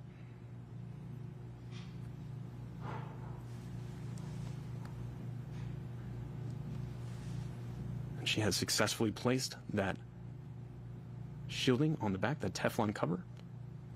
Stu walking around behind, checking the rest of the scene, walking back with the parachute that he now has safely stowed away. And you'll see Victoria opening up a couple gas valves on the SRC, taking those gas readings. Continue to do this throughout the whole process. She's also placing covers on those gas vents too to prevent any kind of contamination from atmospheric particles, particulates entering into that SRC. She's photographing the scene as well too. This is to keep careful note of exactly the procedures that she's going through for her team.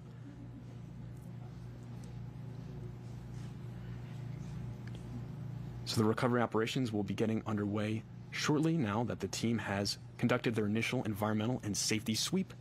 Everything appears to be nominal, which is fantastic. We do, in fact, have that SRC on the ground. The rest of the team will be approaching shortly. But for now, back to you, Lauren and Jim. Wow. Thank you, James. Oh. Can you believe it? OMG. Touchdown for science. What a great day. For the folks at home, this is a huge deal, and they did it. For the first time in history, we brought goodies back home from this kind of object in the history of humanity. So this is big. This is so huge, and we're all breathing a big sigh of relief. Obviously, we're not completely out of the woods here, and we'll be monitoring what's going on and keeping you abreast of everything that's happening.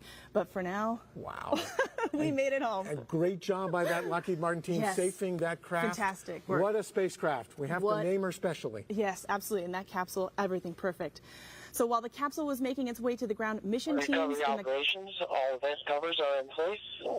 All right, so we're making progress. We're making progress. All right, so while the capsule was making its way to the ground, mission teams in the Colorado control room and the mission ops area here in Utah were, of course, riveted by the live images. These teams have watched and nurtured this mission for more than 7 years of spaceflight, and even longer in terms of construction and design. Gosh, wow, amazing. 11 years since it was selected to fly. What a job, folks. Just fantastic. A lot's happened in 7 years. All right, so let's get an update from where the action started this morning. Sophia, tell us everything. Okay, firstly, I want to say we are so grateful that the capsule is on the ground and in good hands now. Now, from here, from Whig Mountain, I am overlooking the vast landing zone, which, again, is larger than the state of Rhode Island. So, during that time, listening to James's commentary of the capsule coming through our atmosphere, we're all standing on the edge here, looking and scanning through the sky. But just to give you some context again of where I am, I'm about 4,000 feet up, overlooking a vast ancient seabed. So the mountains that are peppering along the edges over here, they are very muted colors. It's beautiful pastel out there. And as we're looking over through the sky, it's hard to see because there's alkaline dust from this ancient seabed. And considering that the capsule has landed on the edge of the landing zone, even though I'm as close as I could possibly be, I didn't see anything over here. I will say I'm a little disappointed, but grateful that that capsule is in the most capable hands it can be, and that is the most important thing out here. So while I didn't see with my eyes myself, we saw it on the screen, and it's still a great day. So back to you, Lauren. Wow, thank you, Sophia. And thankfully, we got that great image from the NASA helicopter. Wow. Just well done to that team. Thank you for that. So while we're keeping an eye on ongoing operations to prep for the SRC transport, we have a special message from someone who keeps a close eye on the entire manifest of the space agency's travels around the solar system. Hey, everybody. Congratulations to the OSIRIS-REx team.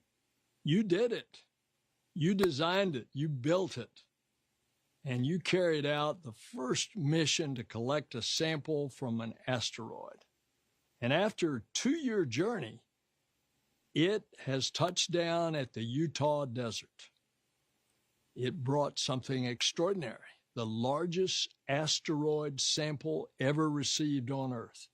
It's going to help scientists investigate planet formation. It's going to improve our understanding of asteroids that could possibly impact the Earth, and it'll deepen our understanding of the origin of our solar system and its formation.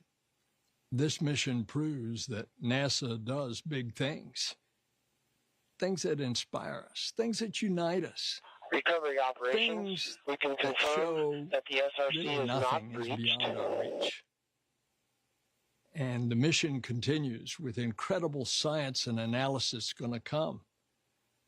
But I want to thank you all for everybody that made this OSIRIS-REx mission possible. It wasn't mission impossible. It was the impossible became possible. Thank you all. And just as a reminder, we are keeping those operational milestones going, so you will continue to hear that throughout the broadcast. Thankfully, the SRC was not breached. Fantastic, fantastic news. All right, as anyone who pays just even a little attention to modern spaceflight knows, there has been more activity above the planet in recent years than ever before in human history. There are probes like OSIRIS-REx moving around the solar system, observatories looking out into deep space, and satellites closely examining the health and future of our own planet. There are also human explorers, and we are so fortunate to have 2 of them with us here today.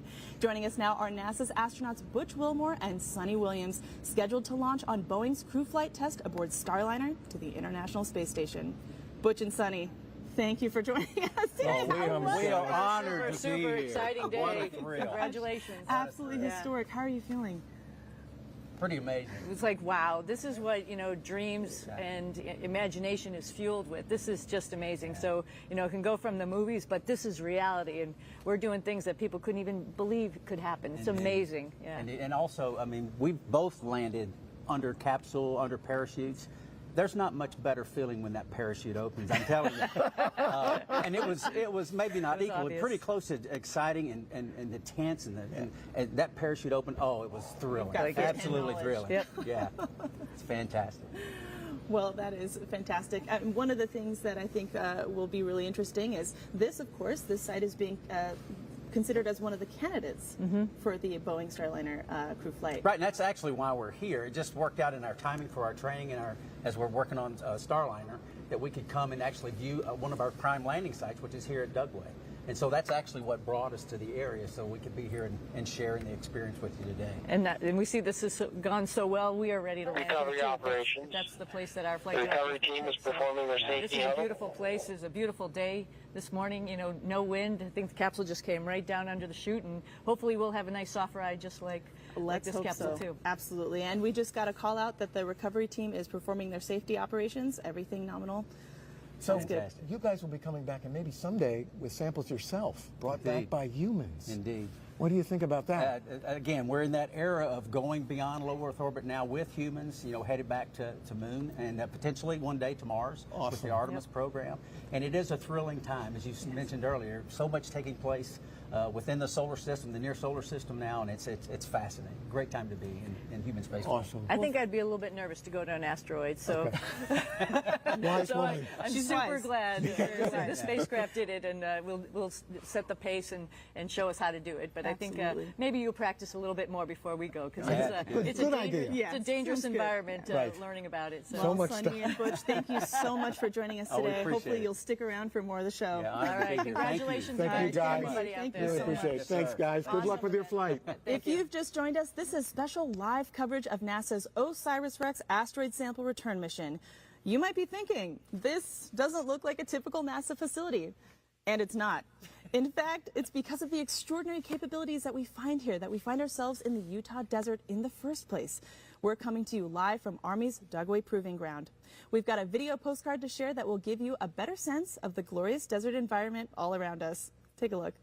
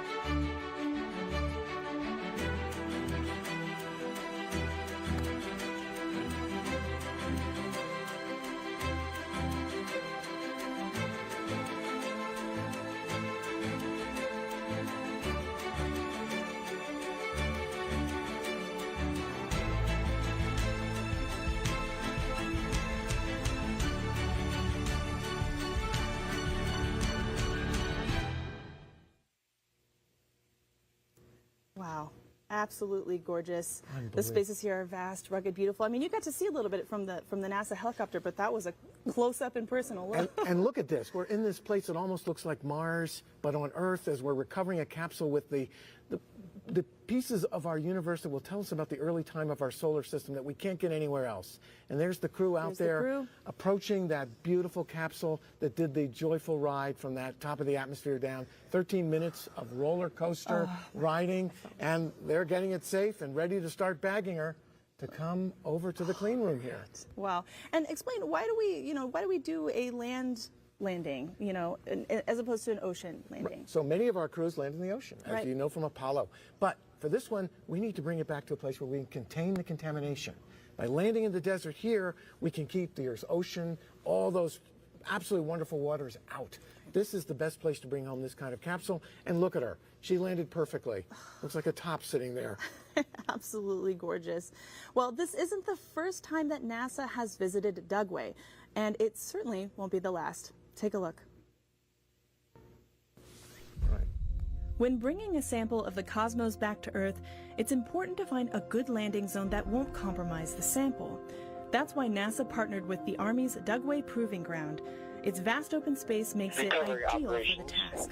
But OSIRIS-REx is neither the first nor the last mission to land here.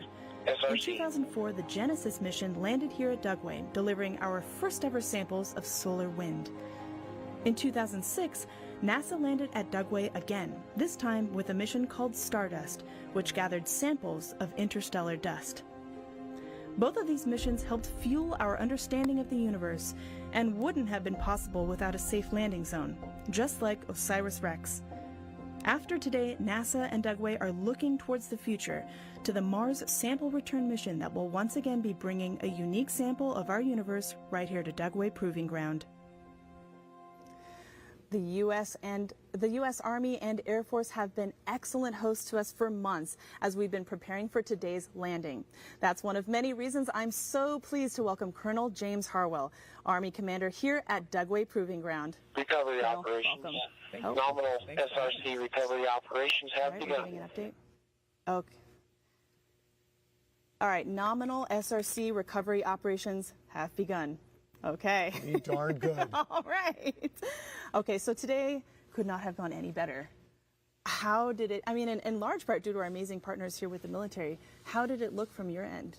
Oh, it looked amazing. So when you talk about partnerships, this isn't just a Dugway Proving Ground effort. Though you're sitting here on Dugway Proving Ground, the capsule actually landed on the Air Force's Utah Test and Training Range. And so it's going to be brought here to Dugway before it goes to the clean room. So this is a larger effort than just the Army's Dugway Proving Ground and NASA.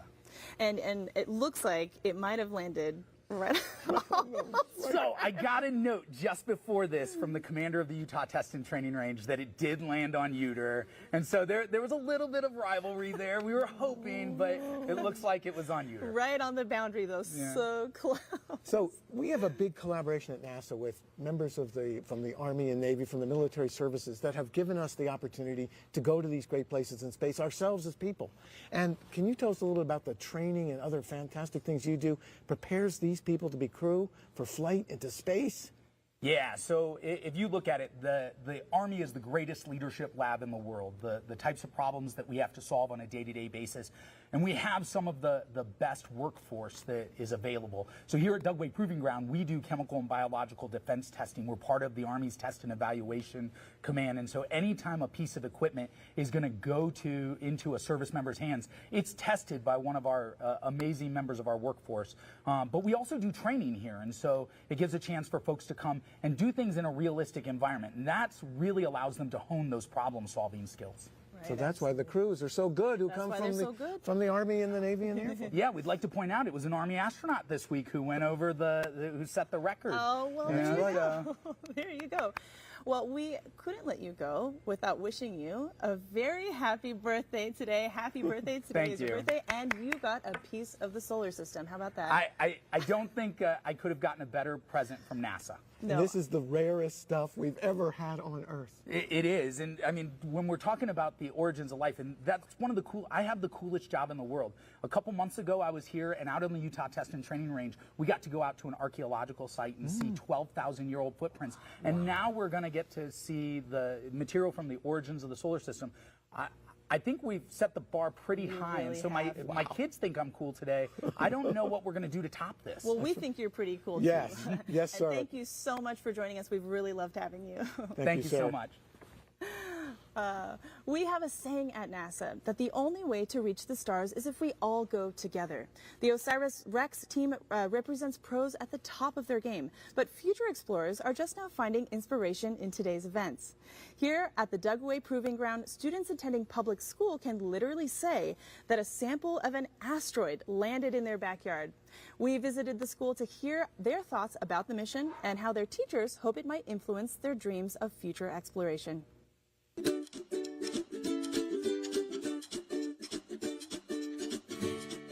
My name is Deborah Rockmore, and I am the librarian here at Dugway Elementary through High School.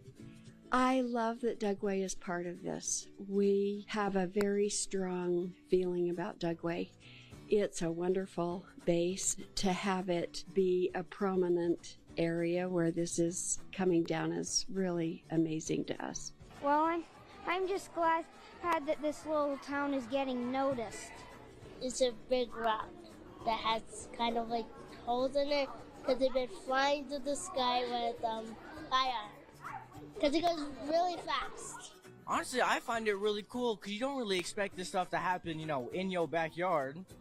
But I really wish I could see it, but I don't know. I'm going to try my hardest. I became interested in the mission because I have the NASA app and I get daily updates on photos, and one day I saw a photo that had that Dugway, Utah titled on it, and I was like, I live there. You hear about exciting things all over the world, and it's cool to hear about, but you kind of never think that you'll be, I guess, directly or indirectly involved with it. But to know that it's just happening here within eyesight is pretty cool. Let's go, OSIRIS-REx. go Osiris-Rex. Let's go Osiris-Rex. Let's go Osiris-Rex. Let's go Osiris-Rex.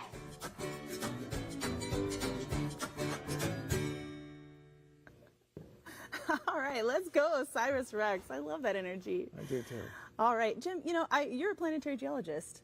How did you get into this? I mean, these kids are just at the beginning of thinking about what their career might be. I mean, how did you do this? I think all kids are intrinsically curious at birth. My mother said I was interested in space at birth. Don't know how she knew. But in any event, I think we all are, and we follow different pathways. If you see things as beautiful as we have here in Dugway, here in Utah, you'll be inspired by the rocks and the things in space, like these special samples we've brought back, which are unique being from Bennu, but not unique in the kinds of materials we have here on Earth, thanks to other asteroid returns. These are the biggest we've ever done, and so we're excited. But I think curiosity is in all of us, and so that's really what it's all about. And these kids are ready to pick up on this energy. Yeah, we need that future generation. All right, let's get an update from James. James, go ahead. Yeah, Lauren, so the mission operations team has confirmed that we are able to begin those recovery operations. You've been seeing on your screen in the bottom corner for the past couple minutes, team members beginning to head out and put flags of areas of interest where we'll want to sample for our sample curation team. And also just a note on our parachute deployment, the parachute was set to deploy based on capsule deceleration, and we actually reached that threshold earlier than predicted, and the parachute deployed appropriately. So everything was right there, working perfectly fine. We got that SRC, as you can see, successfully on the ground. It is perfectly resting on the desert terrain, and you see 3 of our team members around that capsule beginning to place flags to begin to collect samples. The team members here you see on screen are Scott Sanford, Dante Loretto, the principal investigator at the right of your screen there, and Francis McCubbin. These are key curation team members who will help us actually get a lot of these samples of the region there, environmental samples, collected and ready to be passed along to our team at the Johnson Space Center for curation efforts there. This is, again, a very key part of the mission. We want to make sure that there is no contamination of that sample return capsule from any possible atmospheric or environmental conditions out at that landing zone, that landing site. And so we're going to continue these operations and actually begin to scoop up some of the samples. And this will work like a well-oiled machine you'll see in a few moments. Dante, who was just on your screen a few moments ago, is wearing an armband, much like a football quarterback, if you will. He'll actually be kind of reading off the play calls as they go out and go step by step to actually scoop into the terrain about an inch down into the surface of the desert, scooping out a little bit of the rock and dust that's there, placing it into a bag, photographing the whole process along the way, making note of exactly where they collected that sample from. All this information will then be passed along to our sample curation team at the Johnson Space Center as they begin to actually open up that sample canister and see exactly what we got within. This has been a long journey. It's been an incredible morning to witness this live.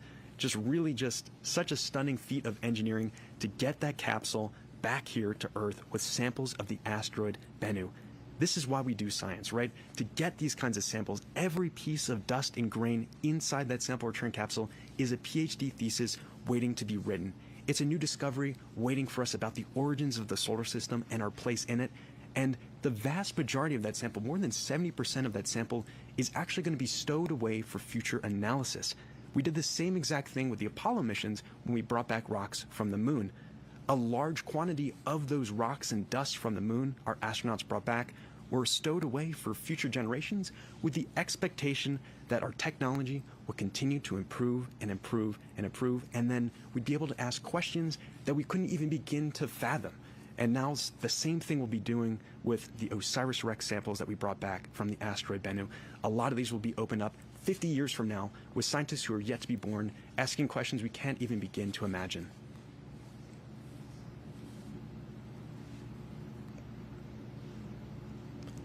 So our team is just huddling off screen now, and our recovery operations will begin. You'll see a number of team members come out here. They'll be carrying with them a carrying fixture. It's a large metal fixture that has been perfectly designed to have our SRC resting within. They'll be bringing out a lot of thermal blanketing that will be used to protect our SRC during its flight back to the clean room here. Again, we want to make sure that that SRC is safe from any kind of possible contamination from the atmosphere.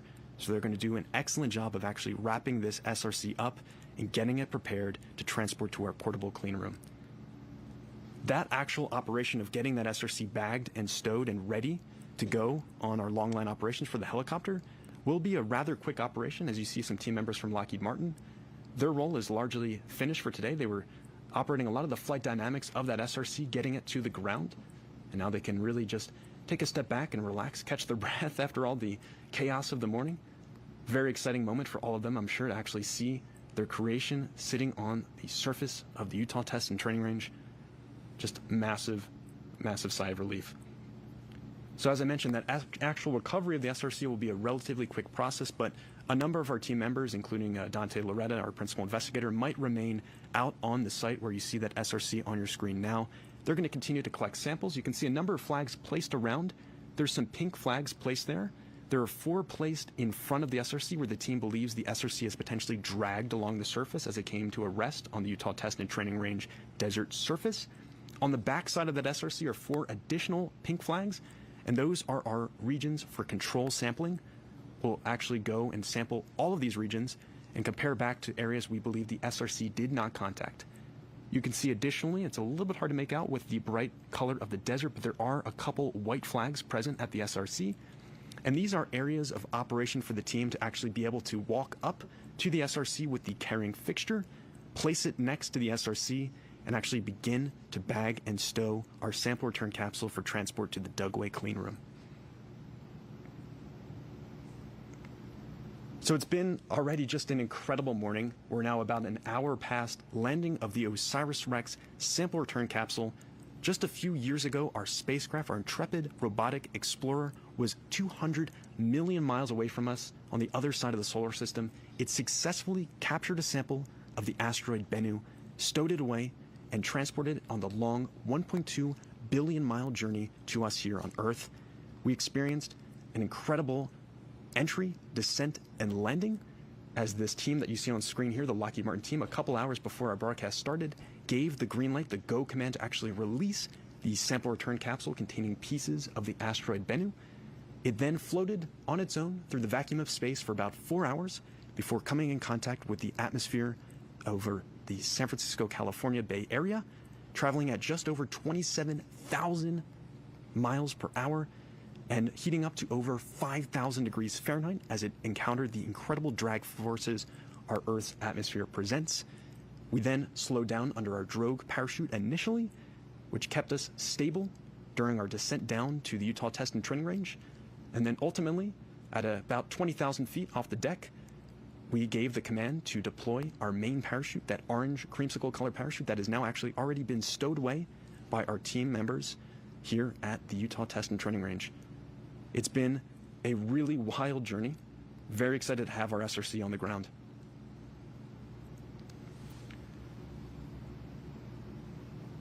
And you see a view of our mission operations team observing our recovery team that is already out on the landing zone, taking samples, beginning to actually prepare the thermal blanketing, the protective layers for our SRC, and you can see we're documenting this whole process along the way. And so these operations will continue for the next couple minutes, or as long as it takes to safely store that SRC and prepare it for long line operations to get it to the clean room here. We'll continue to take samples, and I will continue